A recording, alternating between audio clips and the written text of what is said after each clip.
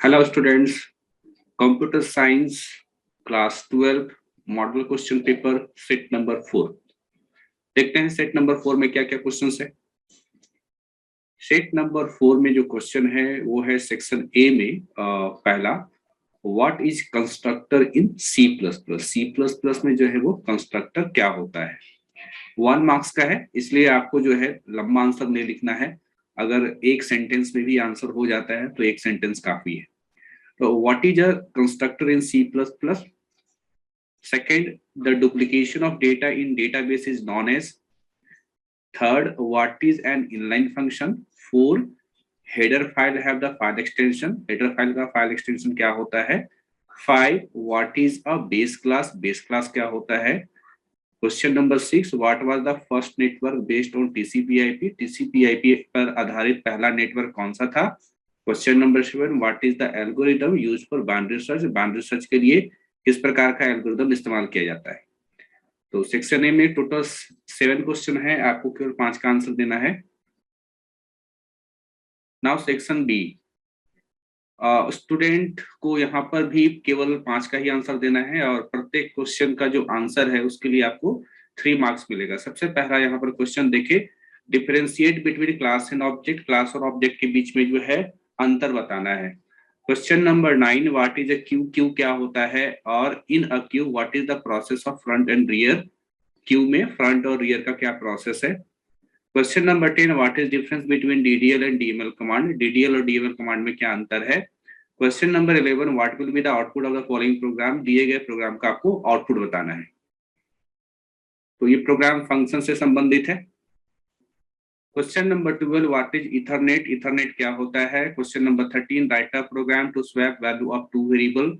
दो वेरिएबल के वैल्यू को स्वैप करने का प्रोग्राम लिखना है। Question number 14, what will be the certain product of following. Certain नहीं, यहाँ पर जो है कार्टेशियन प्रोडक्ट होना चाहिए था, कार्टेशियन। ठीक है, डेटाबेस से क्वेश्चन है। तो what will be the Cartesian product of the following table. नीचे दिए गए 2 टेबल का कार्टेशियन प्रोडक्ट निकालना है, एक टेबल स्टूडेंट और एक टेबल लाइब्रेरी। अब आते हैं सेक्शन सी का। प्रत्येक क्वेश्चन का जो मार्क्स है ना, उसका आंसर के लिए आपको 5 मार्क्स मिलेगा। Question number 15, right the algorithm for bubble sort using array. Bubble sort के लिए आपको एल्गोरिथम लिखना है। Question number 16, right the short note on the following. नीचे दिए गए चीजों के लिए है ना शॉर्ट नोट्स लिखना है, जैसे कि डीबीएमएस के लिए लिखना है, डीडीएल के लिए लिखना है, टोपोलॉजी के लिए लिखना है और सर्वर के लिए लिखना है। Question number 17, what are the basic features of object oriented programming. Object oriented programming के बेसिक फीचर्स क्या है वो लिखना है। Question number 18, what is a link list. Link list क्या होता है और आपको डिफाइन करना है वेरियस टाइप्स ऑफ जो लिंक लिस्ट होता है डेटा स्ट्रक्चर में उसको। क्वेश्चन नंबर 19, अगेन हम लोगों को हर सेट की तरह क्वेश्चन नंबर 19 में आपको क्या है, एक टेबल दिया गया है और उस टेबल के लिए आपको कुछ एसक्यूएल कमांड्स लिखना है। तो ये आपका टेबल है और यहाँ पर ये आपका कुछ क्वेश्चन है, इसके लिए क्या लिखना है, कमांड लिखना है। तो क्वेश्चन आप लोगों ने समझ लिया, क्वेश्चन आप लोगों ने देख लिया। अब हम लोग इसका सॉल्यूशन देखेंगे। तो सॉल्यूशन के लिए आते हैं हम लोग दूसरे स्लाइड पर। तो हमारा यहाँ सॉल्यूशन दिया हुआ है। सबसे पहले हम लोग देखिए सॉल्यूशन, सेक्शन ए के क्वेश्चंस का सारा सॉल्यूशन हम लोग यहाँ पर देखते हैं। What is a constructor in C plus plus. C plus plus में कंस्ट्रक्टर क्या होता है। तो a constructor is member function. Constructor जो है एक मेंबर फंक्शन होता है that is used to initialize object, जिसका काम होता है ऑब्जेक्ट को इनिशियलाइज करना। Question number 2, the duplication of data in a database is known as. ठीक है, डेटाबेस में डेटा डुप्लीकेशन ऑफ डेटा क्या कहलाता है। तो duplication of data in a database is known as data redundancy, इसको डेटा रिडंडेंसी कहते हैं। Question number 3, what is an inline function. Inline function क्या होता है। तो यहाँ पर क्योंकि आंसर आपको छोटा ही लिखना है क्योंकि 1 मार्क्स का है, तो inline function is a function that is expanded in line. Inline function एक ऐसा फंक्शन होता है जो खुद को एक ही लाइन में एक्सपेंड करता है व्हेन इट इज कॉल्ड, जब आप उस फंक्शन को कॉल करते हैं। और यहाँ पर कहता है कि when the inline function is called, जब भी आप इनलाइन फंक्शन को कॉल करते हैं तो whole code of the inline function gets inserted और substituted at the point of inline function call. जब भी इनलाइन फंक्शन को कॉल करते हैं तो इनलाइन फंक्शन का पूरा जो कोड होता है वो जहां फंक्शन कॉल हो रहा होता है वहां पर वो पूरा कोड सब्स्टिट्यूट हो जाता है या इंसर्ट हो जाता है। This substitution is performed by the C++ compiler at the compile time. और ये जो सब्स्टिट्यूशन का काम होता है वो किसके द्वारा होता है, C++ के कंपाइलर के द्वारा। कब होता है, कंपाइल टाइम में होता है। Question number 4, header file have the file extension. Header file का फाइल एक्सटेंशन क्या होता है, तो हेडर फाइल का फाइल एक्सटेंशन होता है .h, ठीक है, .h याद रखिएगा, .h होता है। What is a base class. Base class क्या होता है, तो कहता है द बेस क्लास के बारे में कि the class whose members are inherited is called the base class, यानी जिस क्लास से मेंबर इनहेरिट किए जाते हैं, है ना, या जिस क्लास से दूसरा क्लास निकलता है, तो उस मेन क्लास को हम लोग क्या बोलते हैं, बेस क्लास बोलते हैं। Question number 6, what was the first network based on टीसीपी/आईपी। टीसीपी/आईपी पर आधारित पहला नेटवर्क कौन सा था, तो ARPANET was the first network based on, based ED यहाँ डी भी होगा, based on टीसीपी/आईपी। Question number 7, what is the algorithm used for binary search. Binary search के लिए कौन सा एल्गोरिथम इस्तेमाल किया जाता है, तो कह रहा है यहाँ पर कि binary search is a fast search algorithm, ठीक है, ये फास्ट यानी काफी तेजी से ये एल्गोरिथम काम करता है with run time complexity of O log n, ठीक है। हो सकता है कभी कभी इस टाइम ये जो टाइम कॉम्प्लेक्सिटी है इसके बारे में पूछे बाइनरी सर्च का, तो O log n यहाँ आपको बताना है, ठीक है। तो टाइम कॉम्प्लेक्सिटी क्या होता है उस पर भी चर्चा नहीं करेंगे, काफी बड़ा टॉपिक है वो। कहता है this search algorithm works on the principle of divide and conquer. ये भी जो है एमसीक्यू में पूछ सकता है कभी कभी कि बाइनरी सर्च जो है किस प्रकार के या किस प्रिंसिपल पे काम करता है, तो डिवाइड और कनकर। अब आते हैं हम लोग सेक्शन बी में। सेक्शन बी में सबसे पहला क्वेश्चन क्या बोलता है कि क्लास और ऑब्जेक्ट के बीच में डिफरेंस बताइए, ठीक है। तो डिफरेंस देखिए यहाँ पर क्लास के बारे में सबसे पहला यहाँ पर ये कहा गया है कि class is a template for creating object in program, यानी कि ऑब्जेक्ट को क्रिएट करने के लिए क्लास एक टेम्पलेट होता है, यानी टेम्पलेट को समझ लिए, टेम्पलेट समझ लिए एक सांचा, ठीक है। तो क्लास एक सांचा होता है और ऑब्जेक्ट क्या होता है, उस सांचे से बना हुआ चीज होता है। ऑब्जेक्ट के बारे में कहता है the object is instance of class, यानी कि जो क्लास है उसका जो रूप है ना, उसका जो एक्चुअल रूप है उसको हम लोग क्या बोलते हैं, उसको हम लोग ऑब्जेक्ट बोलते हैं। यहाँ पर आगे कहा गया है कि अ class is a logical entity. Logical entity मतलब मान लिया जाना, है ना, उसका जो है प्रत्यक्ष सामने कोई आपको क्लास का कुछ एग्जाम्पल देखने को मिलेगा नहीं, मतलब एग्जाम्पल नहीं, यहाँ पर यह कह सकते हैं कि वो कोई फिजिकल चीज नहीं है, ठीक है, वो लॉजिकल चीज है, सीधा सा बात को समझिए। जबकि ऑब्जेक्ट क्या होता है, ऑब्जेक्ट फिजिकल एंटिटी होता है। जैसे हम लोग बोले कि मानव, ठीक है, मानव जब हम लोग बोलते हैं तो हाँ हम लोग समझ लेते हैं कि हम एक इंसान की जाति के बारे में बोल रहे हैं, लेकिन अगर मेरा फ्रेंड है जिसका नाम राम है, तो राम क्या है, राम एक मानव है ना, राम क्या है, राम एक मानव है, लेकिन राम को क्या बोलेंगे कि राम इज अ ऑब्जेक्ट, ठीक है। और जो ह्यूमन बोलेंगे, ठीक है, ह्यूमन उसको क्या बोलेंगे, उसको हम लोग क्लास बोलेंगे। तो क्लास यानी कि एक लॉजिकल एंटिटी, और जो ऑब्जेक्ट जो होता है वो फिजिकल एंटिटी, जिसको फिजिकली आप देख और छू सकते हो, महसूस कर सकते हो। अगला जो अंतर है वो क्लास के बारे में ये बताया गया है कि अ class does not allocate memory space when it is created. जब क्लास को हम लोग क्रिएट करते हैं तो उसमें कोई मेमोरी एलोकेट नहीं होता है। और ऑब्जेक्ट के बारे में कहता है कि object allocates memory space whenever they are created. जब भी ऑब्जेक्ट क्रिएट होगा तो ऑब्जेक्ट के लिए मेमोरी एलोकेट होता है। नेक्स्ट हमारा कह रहा है कि we can declare class only once. हम लोग क्लास केवल एक बार ही डिक्लेयर करते हैं, जबकि ऑब्जेक्ट के बारे में कहा जाता है कि we can create more than one object using a class. एक से ज्यादा ऑब्जेक्ट आप बना सकते हो। एग्जाम्पल में देखिए बताया गया है कि कार एक क्लास हो सकता है, जबकि जेगुआर, बीएमडब्ल्यू, टेस्ला ये क्या हो सकता है, ये ऑब्जेक्ट होगा, ठीक है। अच्छा आगे क्या बोलता है कि class generates object. Class object को जनरेट करता है, जबकि यहाँ पर कह रहा है कि object provides life to class, ठीक है। ऑब्जेक्ट जो होता है वो क्लास को लाइफ प्रोवाइड करता है, बिना ऑब्जेक्ट का तो क्लास का कोई बात ही नहीं होगा, कोई यूज ही नहीं होगा। Next question, what is Q. Queue क्या होता है, और क्यू में बताना है कि फ्रंट और रियर का क्या यूज होता है।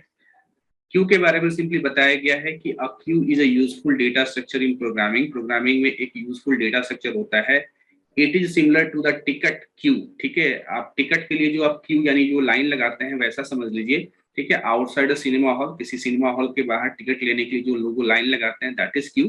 Where the first person entering the queue, जहां पर सबसे पहला व्यक्ति क्यू में दाखिल होगा, is the first person who gets the ticket, ठीक है। जो व्यक्ति सबसे पहले लाइन में दाखिल होगा, सबसे पहले टिकट उसी को मिलेगा, ठीक है। यानी कि फर्स्ट इन, ठीक है, सबसे पहले जो इन करेगा, फर्स्ट आउट, सबसे पहले वही टिकट लेकर के बाहर निकलेगा। तो Q follows first in first out rule. ये जो है first in first out rule को फॉलो करता है। ठीक है, the item that goes in first, यानी जो आइटम पहले जाएगा है ना क्यू में, is the item that comes out first, वही आइटम सबसे पहले निकलेगा। अब यहाँ पर देखते हैं वर्किंग ऑफ क्यू, क्योंकि इसी से पता चलेगा हम लोगों का फ्रंट और रियर का कंसेप्ट। वर्किंग ऑफ क्यू के बारे में बताया जा रहा है कि queue operation works as follows. Queue का जो ऑपरेशन होता है वो कुछ इस तरीके से होता है, हम लोग दो पॉइंटर मेंटेन करते हैं, फ्रंट और रियर। ठीक है, front track the first element of Q, Q का जो पहला एलिमेंट होता है उसको ट्रैक करता है हमारा फ्रंट, और जो रियर होता है वो क्या करता है, उस क्यू का जो आखिरी एलिमेंट होता है उसको जो है ट्रैक करता है। जैसे मान लीजिए कि ये एक क्यू है ना, और इसमें जो सबसे पहला एलिमेंट क्या है मेरा 7 है, और आखिरी एलिमेंट क्या है मेरा 1 है। ठीक है, तो यहाँ पर ये जो 0 है, इस 0 को कहा जाएगा फ्रंट, और यहाँ पर ये जो 4 है इसको कहा जाएगा रियर। ठीक है, तो ये जो पोजीशन है, इस पोजीशन को हम लोग फ्रंट और रियर बोलते हैं। Initially set value of front and rear to -1, यानी अगर हम लोग मान के चले कोई क्यू के बारे में बात कर रहे हैं तो हम लोग फ्रंट और रियर को -1 सेट करके चलते हैं। Question number 10, what is the difference between DDL and DML command. ठीक है, डीडीएल और डीएमएल कमांड में आपको अंतर बताना है। अगेन हम लोग टेबुलर फॉर्म का इस्तेमाल करते हुए जो है अंतर यहाँ पर बताने वाले हैं। देखिए डीडीएल के बारे में कहता है डेटा डेफिनेशन लैंग्वेज, पहले तो ये इसका फुल फॉर्म हो गया, helps us to define the database structure और स्कीमा। इसका काम होता है डेटाबेस का स्ट्रक्चर को डिफाइन करना, या डेटाबेस के स्कीमा को ना, स्कीमा या स्ट्रक्चर एक ही चीज है, तो डेटाबेस स्ट्रक्चर या स्कीमा को डिफाइन करना होता है इसका काम, डेटा डेफिनेशन लैंग्वेज का। दूसरा हमारा डेटा मैनिपुलेशन लैंग्वेज, जिसको हम लोग डीएमएल कहेंगे। ठीक है, allows us to manage the data stored in the database, ये अलाउ करता है कि हम उन डेटा को मैनेज करें जो डेटाबेस में स्टोर है। Next, DDL command is used to create the database schema. Same बात है जो ऊपर बात कहा गया कि डीडीएल कमांड का इस्तेमाल हम लोग जो है डेटाबेस के स्कीमा यानी डेटाबेस के स्ट्रक्चर को क्रिएट करने के लिए करते हैं, जबकि डीएमएल के बारे में कहा गया है कि DML command is used to populate and manipulate database, जबकि डीएमएल कमांड का इस्तेमाल होता है जो भी आपका डेटाबेस है उसमें जो डेटा है उसको मैनिपुलेट करना, यानी डेटा के ऊपर काम करना। डीडीएल के बारे में कहता है कि डीडीएल का फर्दर कोई क्लासिफिकेशन नहीं होता है, इसका कोई प्रकार नहीं होता है, जबकि डीएमएल का प्रकार होता है, एक होता है प्रोसीजरल डीएमएल और एक होता है हम लोग का नॉन प्रोसीजरल डीएमएल। ठीक है, यहाँ पर एंड हट जाएगा, नॉन प्रोसीजरल डीएमएल। यहाँ कुछ एग्जांपल है डीडीएल कमांड का, create, alter, drop, truncate and comment and rename, ये कुछ डीडीएल कमांड के नाम है, जबकि यहाँ पर इंसर्ट, अपडेट, डिलीट, मर्ज, कॉल, ये कुछ डीएमएल कमांड के नाम है। अगला अंतर क्या बता रहा है, it defines the column of a table, ये टेबल के कॉलम को डिफाइन करेगा। और यहाँ पर क्या बताया जा रहा है, इट एड्स और update the row of table, ये टेबल के रिकॉर्ड को, टेबल के रो को ऐड कर सकते हैं इसमें या अपडेट कर सकते हैं। डीडीएल के बारे में कह रहा है कि DDL statement affect the whole table, DDL statement जो है पूरे टेबल पर अफेक्ट डालता है, जबकि जो डीएमएल अफेक्ट करता है किस पर, एक या एक से अधिक रो के ऊपर, रिकॉर्ड के ऊपर, पूरे टेबल पे नहीं, टेबल के रिकॉर्ड के ऊपर अफेक्ट डालता है आपका डीएमएल कमांड। नेक्स्ट है what will be the output of the following programme, इस प्रोग्राम का आपको आउटपुट बताना है। देखिए यहाँ पर सबसे पहले देख लीजिए कि क्या है, hash include for using name space study, यहाँ पर एरिया जो है वो फंक्शन का नाम है। ठीक है, और इंट जो है फंक्शन का रिटर्न टाइप है, और इसमें आप आर्गुमेंट पास करा रहे हैं एस। ये फंक्शन क्या करेगा, ये रिटर्न करेगा एस इंटू एस, यानी एस का वैल्यू को 2 बार मल्टीप्लाई करके वैल्यू को रिटर्न करेगा जब ये फंक्शन कॉल होगा तो। अब आते हैं यहाँ पर फिर से अगेन जो है एरिया नाम का हम लोग यहाँ पर फंक्शन देख रहे हैं, ये 2 आर्गुमेंट ले रहा है, दोनों फ्लोट टाइप का ले रहा है, ए और बी। इसका काम क्या है, ए और बी को मल्टीप्लाई करके वैल्यू को रिटर्न करना। अब यहाँ पर आ जाते हैं हमारा मेन फंक्शन। हम लोग जानते हैं कि कोई भी प्रोग्राम कहाँ से रिटर्न करता है, मेन फंक्शन से रिटर्न करता है। तो सी आउट एरिया 5, देखिए एरिया नाम के फंक्शन को क्या करा रहे हैं, कॉल करा रहे हैं, वैल्यू क्या दे रहे हैं 5, एक वैल्यू दे रहे हैं, तो हम लोग जाएंगे कौन से फंक्शन के पास, इस वाले फंक्शन के पास। ठीक है, क्योंकि एक आर्गुमेंट दिए तो 5 जो है ना, फंक्शन के कॉल होने पर वो 5 किस में जाके कॉपी होगा, इस एस में, और एस को 5 मिल चुका, अंदर आते हैं 5 इंटू 5 यानी कि 25। तो 25 क्या होगा मेरा, रिटर्न होगा। कहाँ रिटर्न होगा, जहां फंक्शन कॉल हुआ था, यानी 25 यहाँ पर भेज दिया जाएगा, और ये सी आउट क्या करेगा, वो 25 को प्रिंट कर देगा। फिर आप आते हैं इस लाइन के पास, सी आउट एरिया 0.5 और 20। ठीक है, अगेन यहाँ एरिया नाम का फंक्शन को कॉल करा रहे हैं, और फंक्शन के कॉल कराते ही जो है हम लोग कहाँ जाएंगे, फंक्शन के डेफिनेशन के पास। लेकिन एरिया नाम का तो 2 फंक्शन है। ठीक है, एक आर्गुमेंट वाला और एक हम लोग का 2 आर्गुमेंट वाला। ठीक है, तो कौन सा फंक्शन कॉल होगा, तो यहाँ पर आप क्योंकि 2 आर्गुमेंट पास करा रहे हैं 0.5 और 20, तो आपका 2 आर्गुमेंट वाला फंक्शन कॉल होगा, दैट इज ये। तो यहाँ पर ए में आ जाएगा 0.5 और यहाँ पर आ जाएगा क्या 20, 0.5 आ जाएगा और यहाँ पर क्या आ जाएगा 20 आ जाएगा। अब देखिए यहाँ पर क्या है कि a इंटू बी, तो 0.5 इंटू 20 मल्टीप्लाई होकर के कितना हो जाएगा मेरा यहाँ पर 10 हो जाएगा, है ना।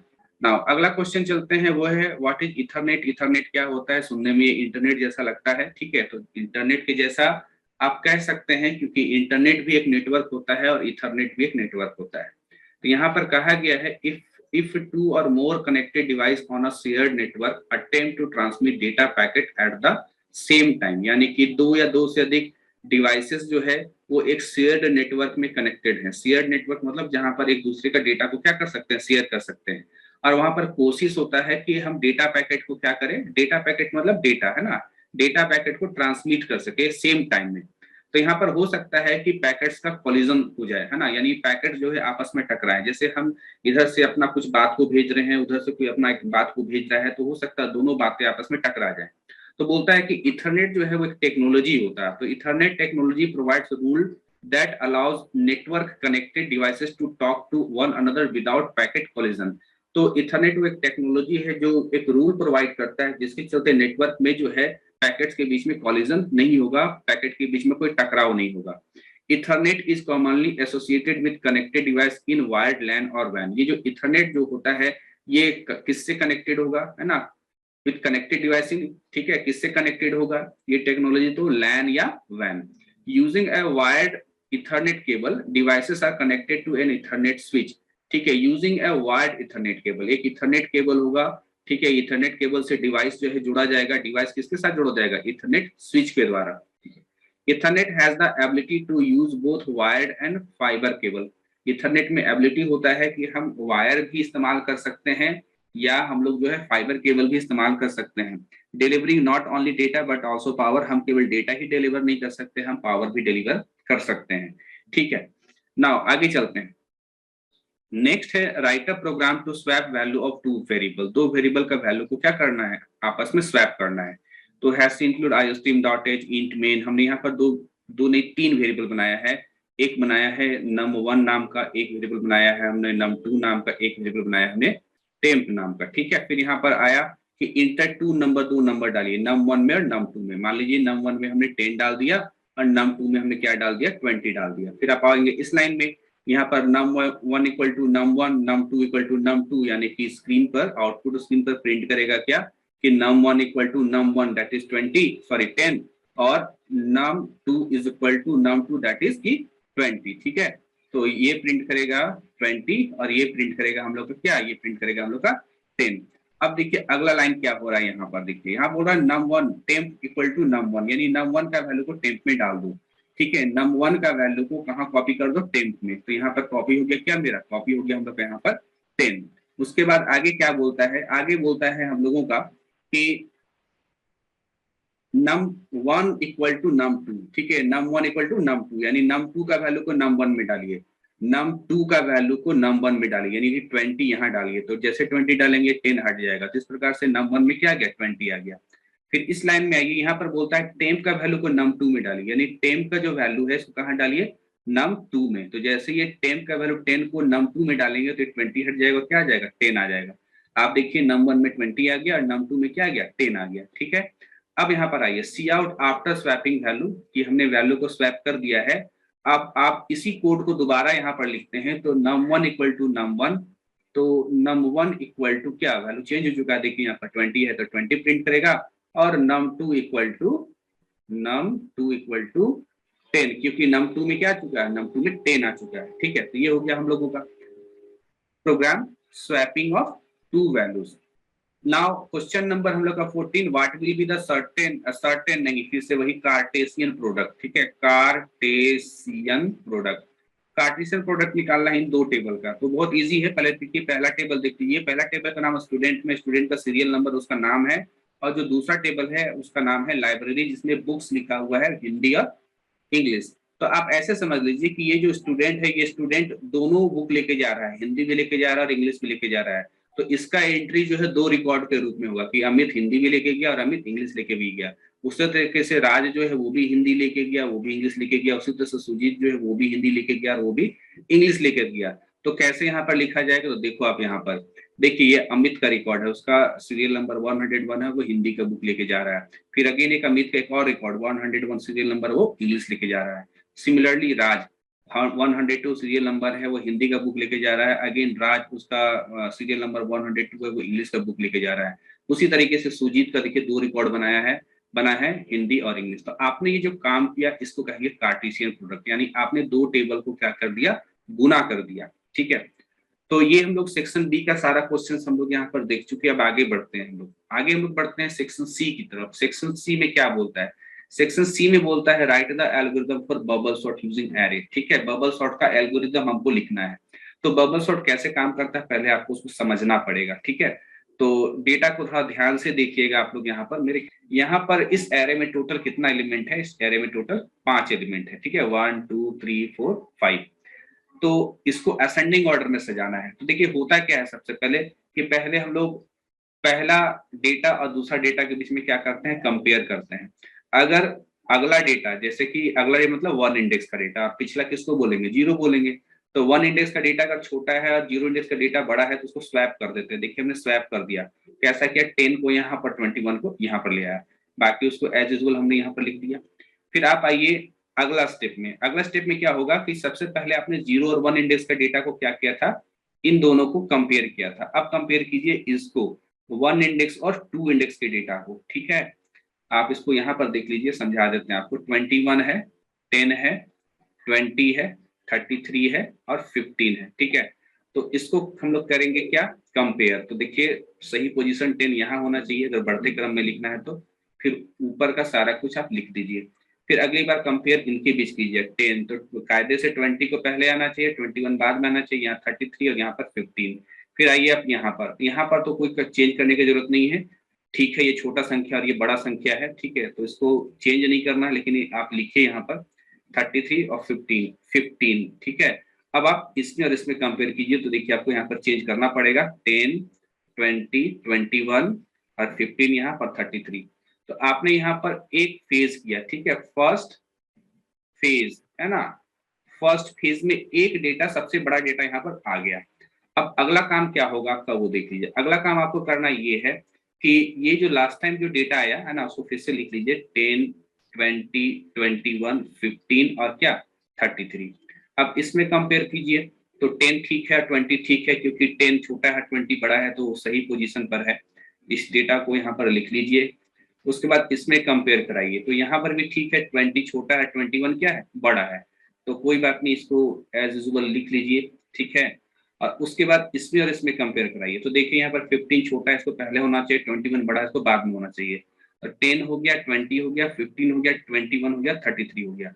अब देखिए यहाँ पर इसके बीच में कंपेयर आपको नहीं करना है। इसलिए नहीं करना है क्योंकि सबसे बड़ा वैल्यू के रूप में तो ये अंत में 33 आ चुका था। ठीक है, अब सबसे बड़ा तो यही था, तो ये 21 तो हरगिज इधर नहीं जाएगा कि 33 को रिप्लेस कर दे। ठीक है, तो आपको यहाँ पर ये कंपैरिजन नहीं करना। दैट मीन्स कि पिछला बार आप कितना कंपैरिजन किए थे, देखिए पिछला बार आप किए थे 1 बार, 2 बार, 3 बार और 4 बार। ठीक है, इस बार कितना कंपैरिजन करना पड़ा आपको, 1 बार, 2 बार और कितनी बार, 3 बार कंपैरिजन करना पड़ा। ठीक है, तो इस तरीके से जो है अभी कितनी बार ये कंपैरिजन का काम होगा हम लोगों का, यानी कितना फेज होगा। ये तो पहला फेज था, दिस इज सेकेंड फेज। ठीक है, तो फेज जो होगा वो डिपेंड करता है किसके ऊपर, एलिमेंट के ऊपर। जैसे यहाँ पर 5 एलिमेंट है टोटल। ठीक है, 1 2 3 4 5, तो 5 एलिमेंट है, यानी n इक्वल टू 5। तो कितना स्टेप में काम होगा आपका, यानी कितना फेज में काम होगा आपका, तो n-1 यानी कि 4। ठीक है, नहीं जैसे स्टेप 1 यहाँ पर फर्स्ट फेज था, सेकेंड फेज था, एक थर्ड फेज होगा और एक फोर्थ फेज होगा। ठीक है, ये आपका जो है जितना एलिमेंट उससे एक कम है ना, उससे एक कम फेज बार, उतना फेज बार आपका जो है ये कंपैरिजन का काम, मतलब ये सारा काम आपको करना पड़ेगा। अब इन्हीं बातों को यहाँ पर एल्गोरिदम में यहाँ पर लिख दिया गया है। ठीक है, एल्गोरिदम को अभी मैं यहाँ पर समझाने नहीं जा रहा हूँ, क्योंकि इसको समझाने का मतलब है एक एल्गोरिदम को समझाने में कम से कम 30 to 45 मिनट का समय लगता है। ठीक है, तो ये वीडियो काफी लंबा बन जाएगा। यहाँ पर मैंने एल्गोरिदम लिख दिया है, लेकिन ये एल्गोरिदम किस पे आधारित है, ये जो अभी आपको टेक्निक बताया गया उसी पर आधारित है। अगर आप ध्यान से देखेंगे तो आपको समझ आ सकता है ना। Question number 16, right the short notes on following. आपको शॉर्ट नोट लिखना है, छोटा सा नोट लिखना है, किसके किसके बारे में, डीबीएमएस के बारे में, डीडीएल के बारे में, टोपोलॉजी के बारे में और सर्वर के बारे में। तो हम लोग यहाँ पर आते हैं, सबसे पहले बात करते हैं डीबीएमएस का। डीबीएमएस के बारे में कहा गया है कि डेटाबेस मैनेजमेंट सिस्टम, पहले तो इसका फुल फॉर्म हो गया, इज अ सॉफ्टवेयर पैकेज। ये सॉफ्टवेयर पैकेज होता है डिजाइन टू डिफाइन, इस तरीके से डिजाइन किया जाता है कि डिफाइन कर सके। क्या डिफाइन कर सके? तो डिफाइन कर सके, मैनिपुलेट कर सके, रिट्रीव कर सके और मैनेज कर सके डेटा को इन डेटाबेस। यानी डेटाबेस में जो डेटा है ना, डेटाबेस में जो डेटा है उसको डिफाइन करना, उसको मैनिपुलेट करना, उसको रिट्रीव करना, ये सब काम कर सकते हैं। और DBMS generally manipulates the data itself. ठीक है, डीबीएमएस जनरली डेटा को खुद ही क्या कर सकता है? मैनिपुलेट कर सकता है, यानी मैनेज कर सकता है। ठीक है, तो manipulate the data itself, the data format, field name, record structure and file structure. तो ये डीबीएमएस ये सारा काम खुद ही कर सकता है। It also defines the rules to validate and manipulate this data. ये कुछ रूल भी डिफाइन करता है ताकि हमारा डेटा को हम क्या कर सके, उसको वैलिडेट कर सके, उसको मैनिपुलेट कर सके। तो काफी भारी भारी सा वर्ड इसमें इस्तेमाल हुआ है, लेकिन क्या कीजिएगा, ये डीबीएमएस में ये सब चीज होता है तो आपको तो लिखना ही पड़ेगा। नेक्स्ट आते हैं डीडीएल के बारे में। तो डीडीएल के बारे में पहला तो इसका full form data definition language होता है, हेल्प्स यू, ठीक है, to define the database structure और स्कीमा। जिसका काम क्या होता है? डेटाबेस के स्ट्रक्चर या स्कीमा को क्या करना, उसको डिफाइन करना कि डेटाबेस का स्ट्रक्चर क्या होगा। DDL command helps you to create the structure of the database and other database objects। DDL command के इस्तेमाल से हम लोग डेटाबेस के स्ट्रक्चर को क्रिएट करते हैं और दूसरे डेटाबेस ऑब्जेक्ट को क्या करते हैं? क्रिएट करते हैं। Its command are auto committed, so the changes are saved in database permanently। Its commands are auto committed, so the changes are saved in the database permanently। यानी कोई भी आप डेटाबेस में चेंज करते हैं तो वो परमानेंटली सेव हो जाता है। इस लाइन को आप चाहे तो ना भी लिखे तो चलेगा। The full form of DDL is data definition language. ये तो मैंने सबसे शुरू में ही बता दिया था। और अगर आपको डेफिनेशन थोड़ा सा भारी लग रहा हो तो ऊपर में मैंने बताया था आपको अंतर डीडीएल और डीएमएल। तो वहां पर डीडीएल वाला जो सारा पॉइंट था वो सारा पॉइंट्स को आप यहाँ पर लिख दीजिएगा तो वो भी इसका आंसर हो जाएगा। नेक्स्ट चलते हैं हम लोग topology. Topology defines the structure of the network. ठीक है, ये नेटवर्क के स्ट्रक्चर को डिफाइन करता है। टोपोलॉजी का मतलब ही होता है अलग अलग प्रकार से कंप्यूटर को नेटवर्क करने का जो तरीका होता है उसको टोपोलॉजी बोलते हैं। तो topology defines the structure of network of how all components are interconnected. ठीक है, तो टोपोलॉजी डिफाइन करता है नेटवर्क के स्ट्रक्चर को, जिससे पता चलता है कि जितने भी कंपोनेंट्स है, जितने भी डिवाइसेस है नेटवर्क में, वो आपस में किस प्रकार से इंटरकनेक्टेड है। ठीक है, एक दूसरे से। There are two types of topology। दो तरह का टोपोलॉजी होता है, एक को बोलते हैं फिजिकल और एक को बोलते हैं लॉजिकल।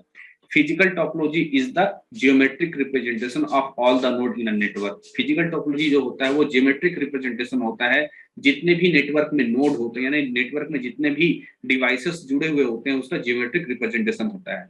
अच्छा, यहाँ पर कुछ टोपोलॉजी का नाम लिखा हुआ है, बस topology, tree topology, mesh topology, star topology और रिंग टोपोलॉजी। नेक्स्ट है हम लोग का सर्वर। सर्वर क्या होता है? A server is a computer और सिस्टम। ये एक कंप्यूटर या एक सिस्टम होता है दैट प्रोवाइड्स रिसोर्सेज, जो रिसोर्सेज प्रोवाइड करता है, जैसे कि डेटा हो, सर्विसेज हो और प्रोग्राम हो। किसको ये प्रोवाइड करता है? रिसोर्सेज। ठीक है, to other computers known as client. दूसरे कंप्यूटर को ये सर्विसेज या डेटा या प्रोग्राम प्रोवाइड करता है और उन दूसरे कंप्यूटर्स को हम क्या बोलते हैं? क्लाइंट बोलते हैं। कहाँ पर? किसी नेटवर्क में। यानी किसी नेटवर्क में सर्वर वो कंप्यूटर होता है जो उस नेटवर्क में दूसरे जो कंप्यूटर्स हैं जिसको हम क्लाइंट बोलते हैं उसको क्या देता है? उसको सर्विसेज देता है। In theory when ever computer shares resources, ठीक है, जब कंप्यूटर कोई रिसोर्सेज शेयर करता है विथ क्लाइंट मशीन, ठीक है, they are considered at server. यानी कोई भी कंप्यूटर जो कि क्लाइंट मशीन को यानी दूसरे कंप्यूटर को अपने इंफॉर्मेशन को या रिसोर्सेज को शेयर करता है तो उसको हम लोग सर्वर मान लेते हैं। There are many types of server. बहुत तरह के सर्वर होते हैं, इंक्लूडिंग जैसे कि वेब सर्वर होता है, मेल सर्वर होता है और वर्चुअल सर्वर होता है।